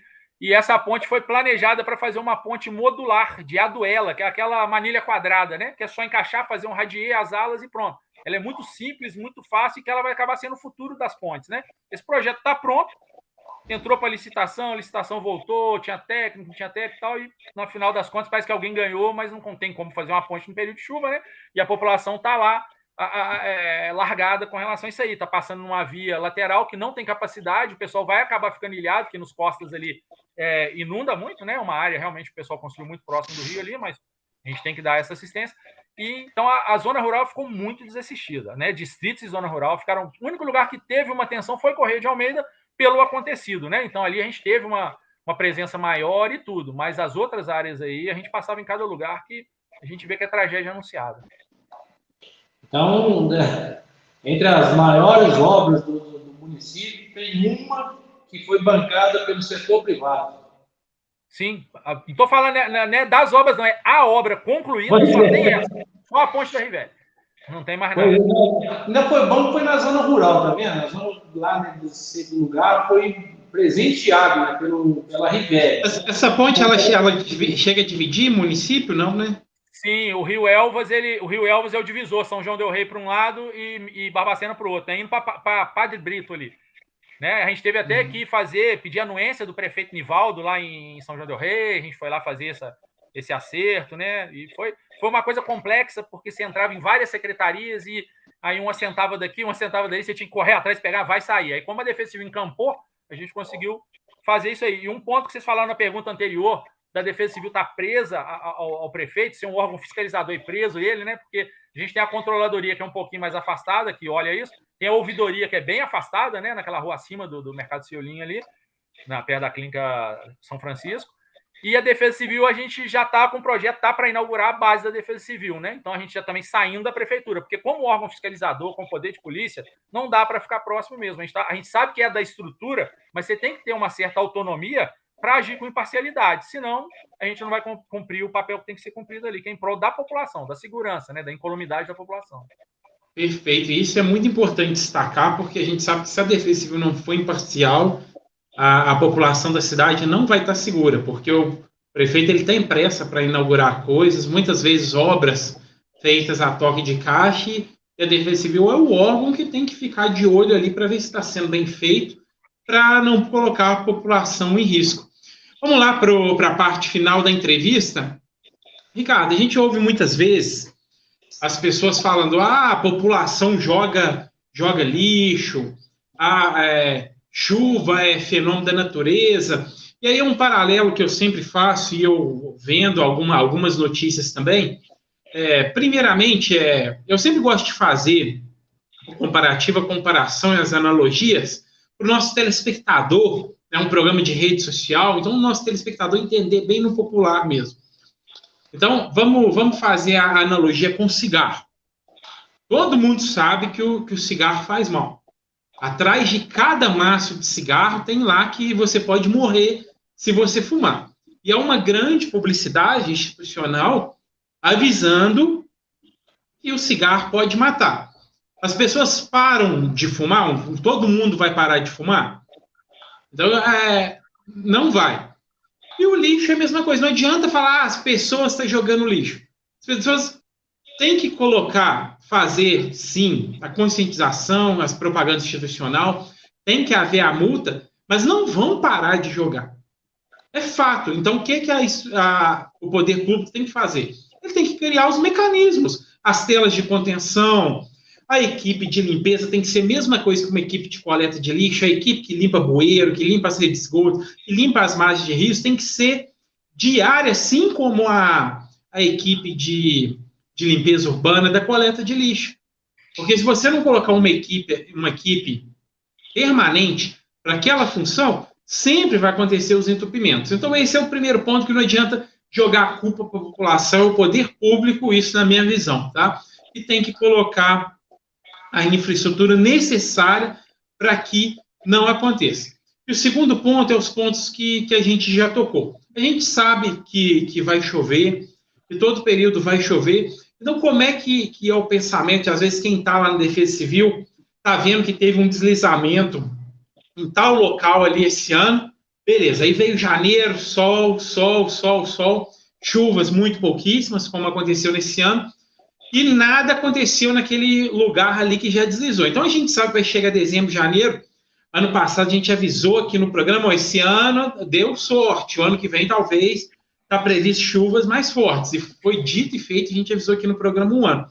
Então, essa visão de quem está ali, até ocupando esse cargo tão importante, sabendo que passou um ano e nada foi feito num local de deslizamento, e o que, na sua visão, o que poderia ser feito durante o ano, durante o período de sol, em todos os locais que começou a haver um deslizamento ali agora, como, por exemplo, ali a Rua Demétrio Ribeiro, que é conhecida por todos, ali a rua da igreja do Santo Antônio, ali aquele barranco de quem está vindo Pontilhão, direção à igreja, seu lado direito, tem um barranco ali que sempre começa a deslizar. E vai ter que ser feito alguma coisa ali, senão uma hora aquilo ali vem tudo abaixo. Sim. Isso é importante, mano, você falou, né? É bom a gente dividir, igual eu te falei no começo, né? A gente tem os ciclos de ação, mas a gente tem os períodos também, né? Então, eu tenho 6 meses de período seco, normalmente, e 6 meses de chuva, né? Então, de abril até outubro é quando eu posso fazer alguma coisa, tá? E o restante eu vou estar meio reativo, não é que para as ações de defesa civil. Você continua fazendo contenção, mas você não vai entrar com uma máquina no rio para desassorear, né? Certas coisas já não dá para você mexer. A terra está saturada, é igual você falou bem. É igual uma bucha de cozinha, né? Ela é porosa, a terra está ali, o solo, e quando ela está encharcada, que ela molhou demais, ela fica pesada. Então, aquilo faz uma cunha estática ali que vai puxar para deslizamento. Então, a gente sabe que tem esse problema todo do efeito de poro-pressão, que chama, né? Hoje, o grande problema é que a cidade cresce descoordenadamente, a gente não tem um plano diretor, nunca teve. A gente tem lá um de 1958, acho que o prefeito era o Amilcar Savassi, o Altair Savassi, e foi até um cara assim visionário, né? Que ele botou o nome nas pranchas do bairro Caiçara, dos bairros que foram planejados, como plano diretor de Barbacena. E só depois no Estatuto da Cidade, lá em 2011, que saiu realmente o Estatuto da Cidade, né? Então, ele já foi um visionário aí, o nosso antigo prefeito. Mas nunca foi feito essa questão do planejamento. Então, a impermeabilização do solo é a primeira coisa que vai atrapalhar. A água corria, infiltrava no solo e diminuía esse fluxo. Hoje não, hoje é tudo asfaltado, cimentado, essa água vai correr com velocidade e vai sair lavando tudo, né? Então, vai ter esse dano maior. Você estava falando da questão do lixo, antes, isso é muito importante. Um dos projetos que a gente deixou pronto lá na prefeitura, desses 44 que eu falei contigo, 24 já estavam executados e faltavam aí 20 para entrar em execução, porque precisava de recurso. A gente conseguiu captar recurso com o Tribunal de Justiça de Minas nos projetos e falta só chegar esse dinheiro para executar. Vamos ver se quem está lá vai executar isso aí, né? Está no banco de projeto lá. A gente criou um projeto simples que chamava Lixilhas Ecológicas. Lá no Pontilhão, a gente fez 2 operações o ano passado e esse ano a gente fez só a primeira etapa, porque depois eu fui exonerado, não continuou nas outras 2 etapas, mas a Operação Guarda-Chuva. A Operação Guarda-Chuva era uma operação combinada entre Guarda Civil, Corpo de Bombeiros e Defesa Civil. A gente levantava as áreas de risco mais graves que a gente tinha que passar ali de hidrológicos, né, de chuva, de enchente, e geotécnicos também, de deslizamento. Ia lá avisar, entregar folder, conversar com a população, fazer uma vistoria. A senhora tem dúvidas, só escutar um barulho, só sai, para onde a senhora vai, como é que a senhora aciona, dava os números de telefone, tudo certinho, conversando com a população. E quando a gente fez a primeira etapa da Operação Guarda-Chuva do ano passado, foi no Pontilhão. Tá? E a gente chegou lá, a equipe de televisão estava acompanhando a gente tudo, o pessoal foi filmando o tanto de lixo que fica debaixo do Pontilhão. E a gente foi conversar com a população. Olha, por que não bota o lixo na lixeira? Ele falou, não tem lixeira. Eu falei, mas é o poder público que não coloca? Vamos colocar. Ele falou, não, já colocou lixeira de metal, o pessoal roubou. Botou uma de plástico, o pessoal quebrou. Botou uma de metal menorzinha, tal, o pessoal quebrou. E a gente falou, cara, mas tem que resolver isso. Então a gente propôs, levantou os custos, um baixo custo, tinha patrocínio, acho que continua tendo, é só executar. Das lixilhas ecológicas. O que é? Você pegar manilha, que é uma coisa que ninguém vai roubar, é mais difícil de quebrar. A pedreira nossa lá da prefeitura produz, basicamente, é precisar de cimento, pó de pedra e talvez ferragem pelo tamanho dela. E fazia essas lixilhas ecológicas, são lixeiras de manilha, né? Por isso lixilha. Bota nesses pontos-chave, a água não vai levar, né? Ninguém vai querer quebrar, que ele não vai conseguir. e a gente ia fazer uma campanha, né, para fazer um acabamento na ponta dela ali, que é de concreto, para não machucar o pessoal da coleta de lixo, né? E uma campanha com as crianças, com quem quisesse participar, para pintar essas lixeiras com temas que quisessem, que tivessem a ver ali, fazer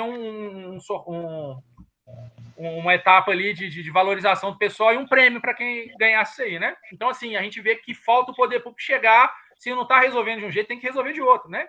A gente chegou a fazer várias campanhas com o SAS, a gente teve um acesso muito bom com o pessoal do SAS para a limpeza de boca de lobo, aumentar a vazão das bocas de lobo, né? Que elas vai passando asfalto, a boca de lobo vai ficando ali, o bueiro, né? Que o pessoal conhece, vai ficando ali com a camada mais alta e a parte de contribuição pluvial não consegue descer direto. Então, aumentava aquilo ali, abria a parte do asfalto, fez um trabalho bom. Tiramos muito lixo ali do lado do Caiçara, até debaixo do campus ali, muita coisa mesmo, tá? O pessoal realmente joga, mas o poder público tem que ir conscientizando, né? Ensinando a população o problema disso aí, e as consequências que vai para ele mesmo, né? Ele joga o lixo, ele vai para a porta da casa dele, ele vai sofrer com aquilo, e fazer a parte dela, né? Então, jeito tem, dá para fazer. Você estava falando essa questão do planejamento.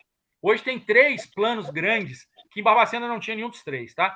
A gente conseguiu criar o primeiro plano de contingência em Barbacena. Esse plano de contingência tem todo mundo que é envolvido no Conselho Municipal de Defesa Civil, que também não tinha em Barbacena, a gente criou. Saber o que tem que fazer, quando for acionado, para onde vai, onde leva, atribuição de cada um. Em Correia de Almeida, quando eu cheguei lá, eu fui nomeado numa quinta-feira. Quando foi segunda-feira, foi o desastre em Correia de Almeida. Então, a gente chegou lá todo mundo perdido. Se eu não tivesse experiência militar, a gente não conseguia coordenar aquilo ali, sabe? Porque tinha 18 máquinas, Rivelli impressão máquina, Via 040, Mantiqueira, jogavam todas as máquinas no meu lugar. Eu falei, gente, tem 38 pontos de deslizamento com isolamento de população, temos que distribuir as máquinas. Mas aí começamos a coordenar, fizemos um gabinete de crise e implantamos isso aí. Então, lá dentro do plano de contingência tem o sistema de comando de operações, o SCO, né?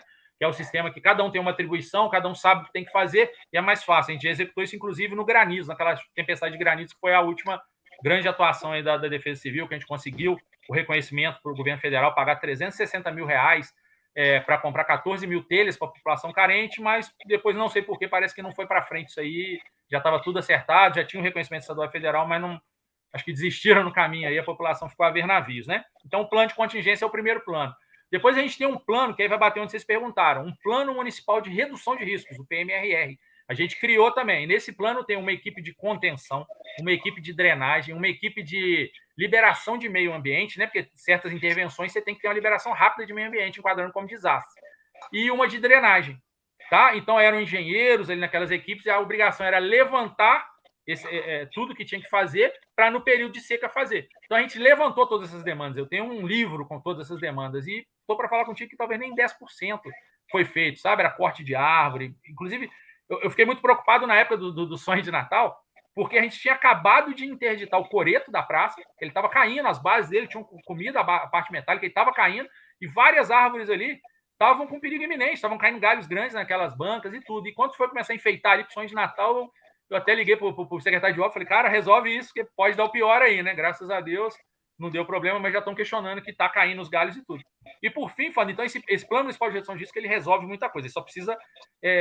como gera muita questão de vaidade, quem está fazendo, foi não sei o quê, infelizmente tem isso, ele acaba sendo, né, na vaidade interna ali do poder público. E o último plano, que esse a gente não fez, porque ele era o final, né, era para o final ali mais do mandato e tal, da etapa, que é o Plano Municipal de Resiliência, tá? Isso aí o quê? A cidade aprendeu com os erros dela, está fazendo a população entender aquilo e está replicando aquilo na região, passando para cidades menores. A gente tem um problema muito grande. O ano passado, em Alto Rio Doce, foi muito feio lá, Barbacena foi mais tranquilo. A gente queria ajudar lá, mas pela jurisdição da Defesa Civil ser municipal, a gente não pôde atuar lá em apoio, né? Então, é até isso que vai ser uma das demandas no finalzinho aí que eu quero pontuar.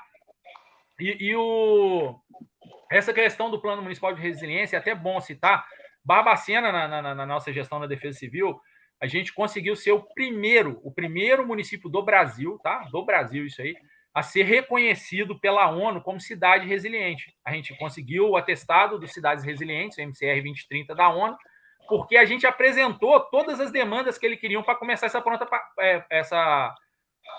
essa mudança, né, de uma cidade resiliente. Então, a gente tinha feito tudo que tinha que ser feito ali, eram 10 termos maiores e subdividiu em mais 10 cada um, então eram 100 termos que a gente tinha que alcançar, metas, ali, objetivos, contrapartidas, né?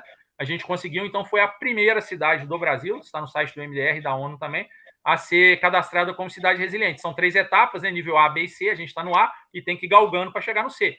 Né? Então, assim, foi uma deferência muito grande para a gente, né, conseguir. E uma outra que cabe ressaltar aqui, sem falsa modéstia, foi a questão do IEGM, né, do Índice de Efetividade dos Municípios, pelo Tribunal de Contas do Estado, que a Defesa Civil de Barbacena foi destacada como alta efetividade, índice A única na região aqui, né, e em todos os órgãos. Né, a saúde da prefeitura ficou bem baixa, a educação, todos. Só a Defesa Civil ficou classificada como A, alta efetividade. Então, assim, o trabalho estava sendo bem feito, estava seguindo. Eu peço a Deus que continue sendo, né, porque a gente deixou uma semente plantada ali, mas tem muita coisa para acontecer ainda, né? E aí a gente, depois no fim, aí a gente dá o problema, mas vamos dar umas soluções também, né? Talvez. Inclusive, o que eu queria falar no início do que eu vi, não sei se outras vezes eu passei ali despercebido, tanto na Avenida Biasotto quanto na Rua 7. O Vando falou dessa questão do lixo, e eu acredito que não seja só o lixo que tenha causado esse problema ali, mas parece que todas as bocas de lobo ali estão entupidas. Ali em frente, mais ou menos, a Justiça do Trabalho, onde já não existe o ponto de ônibus, né, as pessoas estavam escondendo debaixo da marquise da Justiça do Trabalho, chamou mais atenção porque tinha água até no meio da avenida. Eu tive que julgar lá perto daquela loja de presentes ali de plástico para não jogar água nas pessoas. Então, parece que há algum tempo, né, está tudo entupido, e o que às vezes essas águas, né, que entrariam na galeria sairiam em outros pontos do córrego, né, em algum córrego, elas descem tudo para a Rua 7, descem para frente da Ipicá, entra ali por baixo e sai naquele córrego menor lá nos fundos, que vai dar um problema danado ali por perto do campus, ali perto do Banco do Brasil ali. Então, assim, parece que, igual você falou, não tem esse planejamento. Durante esses 6 meses de seca, eu poderia limpar, né? Fazer uma limpeza ali, então, com o maquinário não seria tão difícil, né? Mas se deixar passar, parece que ele não tem mais nenhuma que faz a captação de água. Aí até uma resposta até rápida nisso aí, que acontece sim. Aí também entra numa questão de mecanismo que o Vando tinha citado, da gente fazer para ser um mecanismo, de repente, mais... Se você orienta, não dá certo, seja no bolso, né, uma multa, alguma orientação ali que faça o povo cumprir.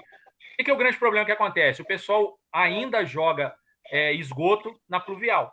Não pode, é proibido. Quando você joga o esgoto na pluvial, na época de seca, o que acontece? Começa a dar mau cheiro, sobe rato, sobe bicho e vai por aí. Então o pessoal, para solucionar o que faz, joga concreto e tampa aquilo. A gente tem várias. Aí o SAS vai, tira aquilo, o pessoal começa a dar cheiro, o rato, eles vão e entopem de novo. Entendeu? Então, assim, é uma briga de formiguinha, e a gente tem que ver os mecanismos para conscientizar, levar a população, mostrar. A gente propôs, na época da lixílias, uma que era, quando ia desentupir as bocas de lobo, fazer a limpeza na parte de drenagem, a gente pintou em alguns locais, no Pontilhão, e lá embaixo, acho que no Grogotó, a gente pintou de azul em volta, falando assim, aqui nasce o mar. Né? Então, para a pessoa ter uma ideia que aquela água da pluvial que vai descer ali, ela tem que descer para um rio, do rio virar mar, para a gente ir na praia lá em Guarapari, o mineiro, quando for lá, para nadar, não levando essa sujeira daqui. É uma forma de conscientizar, tem que buscar. E se não der, ter medidas mais drásticas, porque o pessoal não pode fazer isso, tem lei falando que não pode fazer, né? Jogar esgoto na rede pluvial. Mas acontece muito ainda. Né? Perfeito, nós já vamos para 1h15 de programa, né? Parece que foi só 10 minutos, mas passa muito rápido. Hoje nós vamos trazer aqui no programa também sobre a criação de empregos, desemprego aqui em Barbacena, o número de habitantes, né, que foi notícia também do IBGE, e a notícia também da ação do Ministério Público, né, o TAC, que foi já ajuizada para a Prefeitura de Barbacena. Mas vamos encerrar aqui com o Ricardo, professor Carlos, e deixa para o próximo programa, né, que nós já vamos para 1h30 de programa. Antes de despedir do Ricardo, eu trouxe um livro aqui que talvez ele possa se identificar com a situação, tanto que a gente está vivendo no Brasil hoje, que talvez ele tenha vivido lá na prefeitura também. É um livrinho pequeno, não sei se vocês já leram. Já? Muito bom. Eu não lembro. Eu achei interessantíssimo, né, que na época atual, né? Hein? É muito atual. É isso. Da época da caça às bruxas, né? Inclusive no Brasil também teve, não foi só lá na Inglaterra, nos Estados Unidos, né? Em Salem, né? Eu até separei aqui que na época do Brasil, né, houve uma francesa que veio para o Brasil chamada Mima, em 1692. Né? E ela, a história conta que era uma moça muito bonita, né? E ela era casada, e os homens, né, acharam que ela poderia ser uma futura esposa deles, né? E foram matar o marido dela. Né? E quando o marido dela morreu, ela se viu sem condições de se sustentar, ela começou a se prostituir. Né? E dois homens, né, que costumavam ir lá no prostíbulo, né, para encontrar com a moça, né? Um certo dia deu uma briga lá, uma confusão, um deles matou o outro, né? E as esposas, enciumadas por causa dessa situação, dizem que ela era bruxa. Né? E assim ela foi enforcada, sem. Porque o julgamento era muito simbólico, não tinha julgamento, né? Pegar prova, é bruxa, não é, né? Porque hoje em dia, por exemplo, né, todo mundo que, independente da religião, às vezes levam os filhos para benzer, né, para fazer uma simpatia, alguma coisa, né? Não tem problema nenhum. E, na época, se você fizesse isso, você era bruxo. Né? E aqui, o que a gente vê no Brasil hoje, talvez tenha sido o que o Ricardo viveu lá na prefeitura, né? Foi uma caça às bruxas. Né? Não importa por que eu estou te mandando embora, mas você não serve aqui para mim. Né? Talvez tenha sido mais ou menos isso. Eu trouxe, né? Eu li esse livro ontem, ele é tão pequenininho, ele chegou para mim, eu li ele ontem. E eu achei muito interessante o assunto atual e o assunto do Ricardo. Hoje foi muito essa entrevista, né? A gente até agradece o Ricardo, foi elucidadora, mostrou como que funciona a Defesa Civil, mostrou ações que a gestão do Ricardo deixou para a Defesa Civil de Barbacena. A gente falou do aluguel social, que é uma grande dúvida, da solução final, que infelizmente não está acontecendo e que aí depende da prefeitura, e mostrou também os embates dentro de órgãos, que a Defesa Civil tem que ser independente, ela tem que olhar pela população, mas muitas vezes contrasta com o interesse do gestor, onde até cria mal-estar e a rotatividade dentro de um setor que ele deveria ser totalmente independente.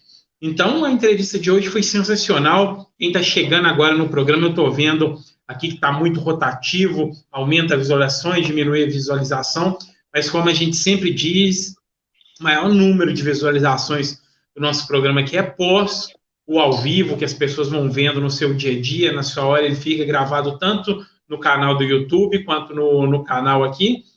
Então, foi show de bola. Eu vou deixar aberto para o professor Carlos e para o Ricardo agora tocar qualquer assunto que vocês quiserem aí. E só no finalzinho, professor, a gente vai deixar as coisas que a gente tinha preparado para o próximo programa, que já durou 1h30, mas comentar aqui também que uma vez um funcionário da prefeitura, de cargo de chefia também, disse que a gente mostrando alguns defeitos e como outras cidades fazem, se não estiver satisfeito é só ir embora de Barbacena. E hoje, com a diminuição do número de habitantes, eu não quero brigar com os números do IBGE, não, mas a sensação da gente que nasceu em Barbacena, cresceu e vivo aqui desde que eu nasci, não é que diminuiu. Porque onde não tinha casa, agora tem. O trânsito está enorme. O número de eleitores se manteve ali por volta de 100 mil. Então, não quero brigar com os números do IBGE, não. Mas a impressão que a gente tem do trânsito aumentando, frota de veículo aumentando, ter casa onde não tem, a impressão é que subiu. Mas vamos aceitar os números do IBGE, a prefeitura está perdendo dinheiro. E se ela atingisse 142 mil, que eu acho que já está para muito mais de 150, 160, se ela atingisse 142 mil habitantes, aumentaria muito a receita do Fundo de Participação dos municípios, que é por índice, número de habitantes, tudo. Então, os funcionários da prefeitura, que às vezes têm uma inexperiência, vê que se ele pedir para as pessoas irem embora, está prejudicando a cidade. As pessoas foram embora, transferem seus carros para outro município, tá tirando várias receitas da cidade, mas vocês podem tocar o assunto que vocês quiserem aí, vamos tocando aí por pelo menos mais uns 15, 20 minutos do programa. Vamos lá. Não, foi mesmo. Aquela vez foi muito engraçado e, assim, parece que as pessoas não pensam muito, né? Igual você falou, além de não aumentar, ainda vai diminuir, né, os repasses, né? E em algum lugar vai faltar dinheiro no município, né? A gente não sabe ainda onde vai ser, mas vai faltar em algum momento, né?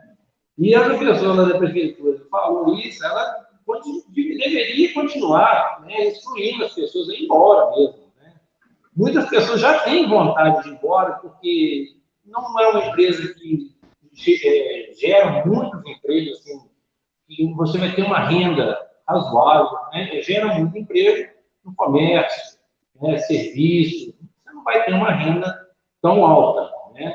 E muitas das pessoas já pensam em ir embora. Se tem incentivo, né, a própria pessoa da prefeitura fala assim, se você não está satisfeito com a sua cidade, você vai embora, a pessoa vai, velho. Parabéns para o funcionário da prefeitura. Se a gente não tiver raiz aqui em Barbacena, não gostar, não amar a cidade, realmente a gente vai embora, porque não tem emprego, não tem área de lazer. Tem muitas cidades que tem praças com lago, para você sentar, para ler um livro, com praças de esporte, áreas para você fazer caminhada. Barbacena não tem nada disso. Então, se você for olhar mesmo, se você não tiver raiz, o correto é ser embora mesmo. Me dói o coração de falar, porque nasci, cresci e amo essa cidade. Até por isso que eu não fui embora, estou aqui ainda. Mas realmente tem cidades aí que é muito melhores e a gente mostra aqui no programa. Mas fazer o quê? Ricardo, mas vamos lá, eu creio que você tem muita história e muito assunto aí ainda, a gente quer ouvir mais um pouquinho. Eu queria frisar aqui, Wando, agradecendo aí a oportunidade, né? A gente despede mais no finalzinho e também pegando a visibilidade do programa. Eu tive a honra de servir no Comando Militar da Amazônia com o General Heleno. E é um cara assim que tem um conhecimento prático muito grande, sabe? Além de ser um grande líder. E na época eu estava em Manaus, eu estava em Tefé e fui para Manaus fazer um curso de operações aeromóveis lá no 4º Bavex. E a gente teve uma palestra com o General Heleno. E ele frisava muito assim, o militar, para ser um bom militar, além da hierarquia e disciplina, ele tem que trazer o problema e pelo menos 3 soluções, né? Então eu venho aqui agora apontar uma solução, né? Porque esse tempo que eu tive no ente público municipal, que é bem diferente do ente público federal, a gente viu muitas celeumas, né? Viu muitas brechas, a gente viu as possibilidades e as limitações da administração pública municipal, a gente sabe disso, e o desastre, o que ocorre na ponta da linha.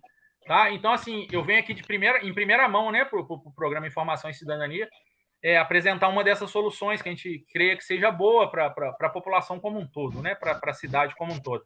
A gente fechou aí, já tem conversa durante um certo tempo, a gente fechou uma parceria com uma grande empresa de consultoria e gestão de cidades. Tá? Então, a gente deve representar, já está certo, né? A gente só falta inaugurar aí, vamos ver se a gente inaugura aqui no Informação e Cidadania também com a equipe. Então, a gente vai criar essa empresa de consultoria em Barbacena. E o foco dela é transparência pública, tá? Analisar portal de transparência. A partir desse ano, o Programa Nacional de Transparência Pública, a PNTP, ela vai começar a ser punitiva para os entes municipais, Câmara Municipal, Prefeitura Municipal, que não tenham seus portais de transparência com tudo que tem que ter na lei lá, na LAI, né? Na Lei de Acesso à Informação e na LGPD também. Então, o ano passado foi o treino disso aí, agora já tem portais, já tem as avaliações, a avaliação de Barbacena, inclusive, é muito ruim, a da Câmara ainda é pior que a da Prefeitura, mas a Prefeitura está muito longe também, não tem nenhum selo de avaliação, não é um portal transparente, né?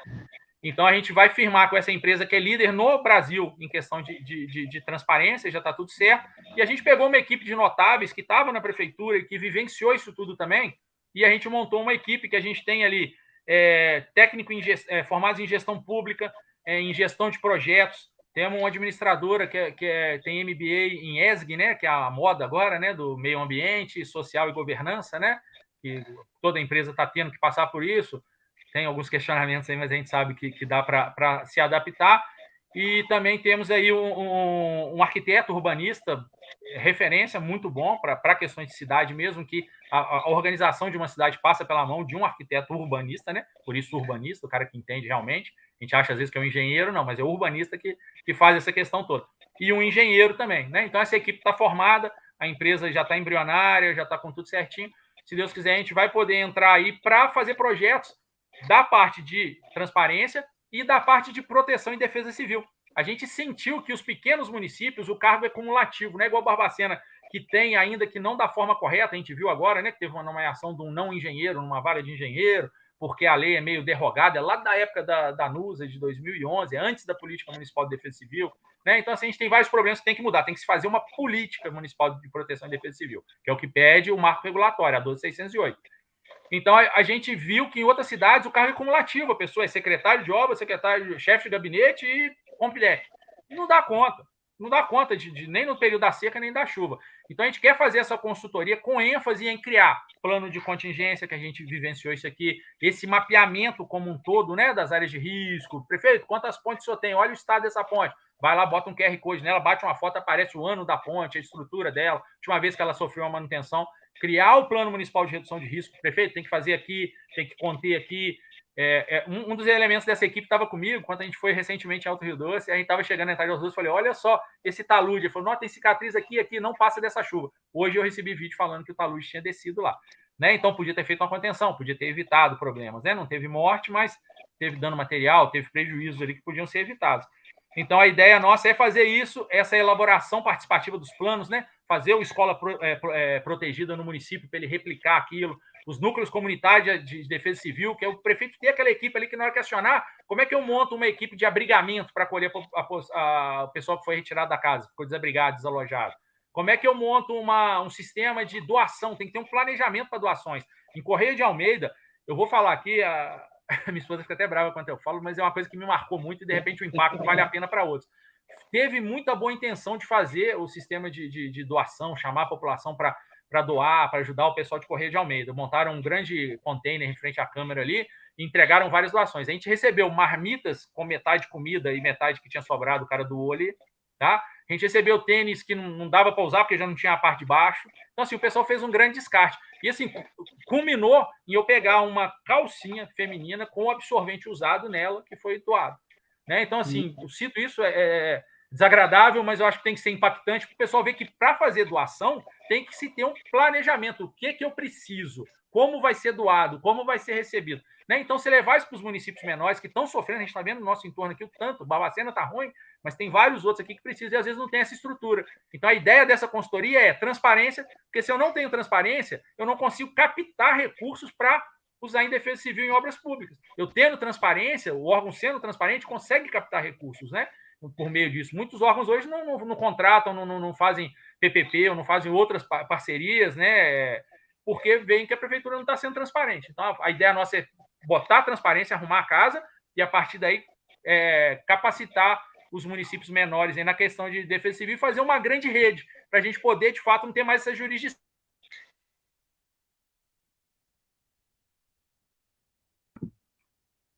Caiu o som. Ajudar como cidades irmanadas, né, que é previsto até no Estatuto da Cidade. E aí, como a gente vai ser um órgão privado, a gente vai poder condensar isso aí, pegar bombeiro civil, pegar a equipe toda, pegar o pessoal da equipe do Informação e Cidadania, botar no Jeep e ajudar o pessoal lá na prática. Já tem o nome da consultoria, Ricardo? Como é que é? O nome da empresa da consultoria já está definido? Sim, a empresa agora já está fechando o CNPJ, chama Mobius Consultoria e Gestão de Cidades. Aí dá a fita de Mobius, né, que tem todo um significado aí também. Então tá aí, Mobius Consultoria, né? A gente sabe que muitos políticos, todos da região assistem o programa Informação e Cidadania. Alguns assistem porque gostam, outros assistem para ver se a gente está criticando alguém ou está falando de alguém, e alguns para aprender um pouco, mas todos assistem. Então já fica aí a dica da nova empresa de consultoria que a gente vai ter aqui em Barbacena, que esse ramo realmente é carente. E pegando o nicho aí que você falou de doação, Ricardo, eu sou totalmente contra uma prefeitura pedir doação em momentos de emergência. Porque além dos recursos da prefeitura, que são muitos, você consegue captar recursos do governo federal e estadual, e nós estamos falando de milhões. Então, não precisa você pedir R$1, R$10, ou uma cesta básica da população já sofrida, sendo que você tem milhões em recursos ali que você pode captar. Aí, se falar que a prefeitura não está conseguindo, aí é ingerência da gestão. Mas a gestão consegue captar. Eu sou totalmente contra, eu critiquei isso na época, porque ainda não houve transparência diz que algumas pessoas que arrecadaram não foi a Defesa Civil, então nós estamos falando até de vereador que arrecadou, que até hoje não sabe para onde foi algumas coisas. Então, eu sou totalmente contra a prefeitura pedir doação por coisa que ela pode estar cumprindo a obrigação. Não, se você me permite pontuar, Wando, trazendo um exemplo lá de Correio de Almeida, a gente chegou, o pessoal do Estado veio apoiar a gente, que eu estava chegando de pouco na Defesa Civil, não sabia nada, para aderir aos sistemas, né? O sistema SDC, que é o Sistema de Defesa Civil do Estado, e ele falou, pede ajuda humanitária. Eu falei, o que é isso? Aí ele falou, não é isso, você vai pedir, pode pedir colchão, vem colchão novo, cobertor, kit de higiene, cesta básica, água, tudo. Aí eu cheguei, fiz a reunião do gabinete de crise, falei, pô, prefeito, vamos pedir isso, isso, tal, prefeito, vamos. Aí o pessoal mais antigo que estava no entorno falou assim, não adianta pedir que não vem, não. Eu falei, mas vocês já pediram? Eu falei, não, mas não pede não que não vem, não. O Wando, eu pedi na quarta-feira, quinta-feira, chegou um caminhão cheio de coisas para a população. Veio do Estado, sabe, da Defesa Civil Estadual, que é a obrigação dela, de obras, de intervenções grandes, recursos grandes, é o federal. Mas dessa ajuda humanitária é a Defesa Civil Estadual. E ela provê, se você entra no sistema e faz direitinho, coisa de 48 horas, está na porta ali entregando ao povo. A gente que estudou isso por anos, a gente sabe como que funciona e que tem essas formas, né? Mas aí a gente vê a gestão que não aproveita, e aí é da cabeça da gestão mesmo, é do prefeito mesmo, porque é ele quem determina, quem manda ali. Então a gente vê e às vezes a gente até fica triste por inércia, porque a gente sabe que tem muita coisa que poderia ser resolvido facilmente.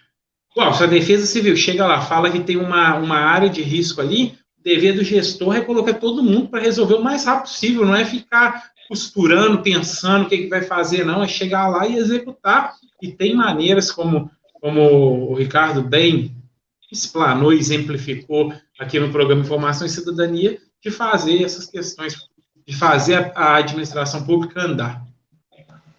Eu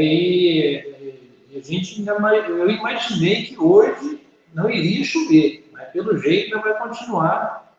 Mas um pouquinho desse mês aí com chuva, e eu não tenho experiência nessa área, mas eu acredito que essa chuva, né, permanente, por mais tempo, ela é pior do que aquele temporal que cai em poucos minutos e, dependendo do volume, né, vai embora tranquilo no rio, no córrego, e não dá muito trabalho. Mas esse que fica umedecendo a terra por um período muito longo, eu acredito que seja bem pior, né? E a gente sabe que tem alguns locais em Barbacena que está nessa situação que o Wando falou, e que na hora que precisa de resolver, de pôr máquina, de pôr tudo, não faz, né? Na hora de fazer Natal, faz.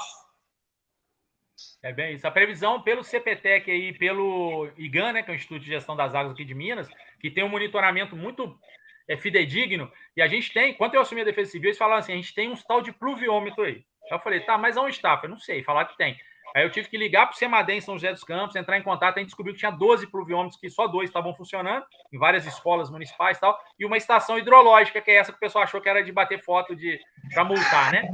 A gente entrou em contato com o CEMADEM, vieram 2 técnicos de São José dos Campos, arrumaram todos, então hoje tem, depois eu vou até disponibilizar os links, tanto da estação hidrológica, que dá para entrar lá e monitorar na hora pelo celular, se está subindo o volume ou não, tudo certinho ali com as fotos, e dos pluviômetros, que você sabe o tanto que choveu lá em Correio de Almeida, lá em Pinheiro Grosso, em cada ponto que tem os pluviômetros. Eu vou disponibilizar para vocês poderem depois salvar aí no programa e divulgar isso para a população. E esses pluviômetros, eles dão uma medida excepcional. Barbacena, as previsões se concretizam. Então, tem previsão até dia 16, uma chuva mais forte. Depois deve dar uma parada, chuvas esporádicas, e lá no final, nas águas de março, né, que fecha o verão, vem mais chuva da enchente das goiabeiras, que o pessoal antigo fala, né? Vai vir bastante água. E o que o professor Carlos Custódio falou é simples. A gente teve o processo completo esse ano. Por isso, talvez, os grandes danos que estão acontecendo e que ainda vão acontecer, tá, Van? Eu cantei que a gente teria, infelizmente, óbitos esse ano, e eu acredito que esse óbito nem estava previsto no que eu computei. Eu acredito que a gente vai ter mais, infelizmente, tá? Fora os danos materiais. A primeira infelizmente, 2 gestões com óbito, né, Ricardo? Gestão passada com 2 óbitos que a gente pode colocar na conta do poder público, e nessa gestão, infelizmente, também, tragicamente, mais um óbito na conta do poder público. Por enquanto, tomara que seja só esse, né? Mas não sei. E a gestão, professor Castoldi, é isso mesmo, o ciclo, ele veio com aquela chuva do granizo lá em 4 de outubro, que veio muito forte, uma coisa fora do normal, que ele nem era granizo, é saraiva, né? Porque granizo é até 5 milímetros, passou de 5 milímetros, chama saraiva, foi uma saraivada, tem até na Bíblia, né? Nunca teve em Barbacena, eu procurei em todos os anuários aí de desastre, daquele tamanho, que quase era uma mão de uma pessoa, é coisa referência a nível mundial, do tamanho que foi, por isso o grande desastre, né? E as chuvas depois que vieram foram constantes e curtinhas, então encharcaram o solo, né? Fez esse efeito de poro-pressão, dilatou e inchou. O solo ficou saturado. Essa chuva que vem agora, o solo já está saturado, ela lava e faz ter o deslizamento de massa. Então, assim, até dia 16 a gente ainda deve ter muito problema, sim. Infelizmente, né? Infelizmente, perfeito. Ô, Ricardo, nós vamos nos despedindo aqui com 1h40 de programa.